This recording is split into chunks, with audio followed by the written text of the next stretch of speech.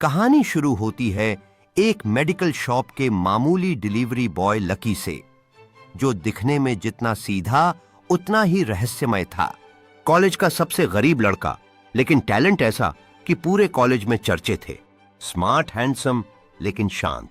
Rice घराने की लड़कियां उसे घमंडी समझती थीं, खासकर एक कोयल।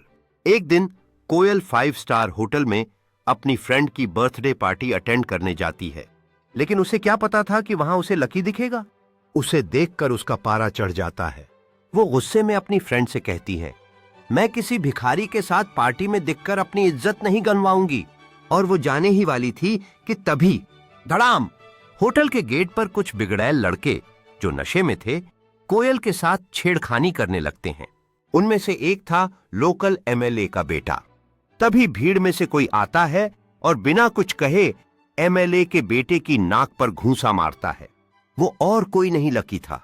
लकी अकेला पड़ता है पूरी गैंग पर और सभी लड़के वहां से भाग जाते हैं। लेकिन बात यहीं नहीं रुकी। कॉलेज में सब डर जाते हैं। दोस्त उसे कहते हैं, अब तो तू गया, एमएलए तुझे छोड़ेगा नहीं।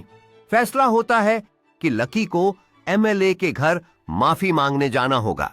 लकी अपने दोस्तों के साथ एमएलए के बंगले पर पहुंचता है, लेकिन जैसे ही एमएलए उसे देखता है, वो खड़ा हो जाता है, हाथ जोड़ता है और कहता है, भाई साहब, आपने आने की तकलीफ क्यों की? आपने बुलाया होता मैं खुद आता।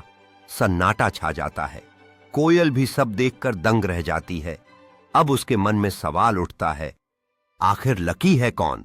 ये गरीब डिलीवरी बॉय इतना पावरफुल कैसे?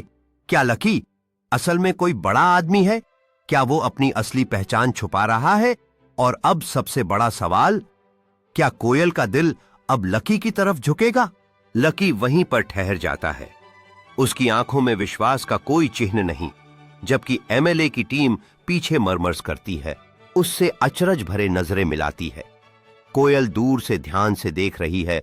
उसका दिल तेजी से धड़क रहा है और उसका चेहरा सवालों से भरा हुआ है, जैसे वह लकी की असली पहचान के रहस्य को सुलझाने की कोशिश कर रही हो।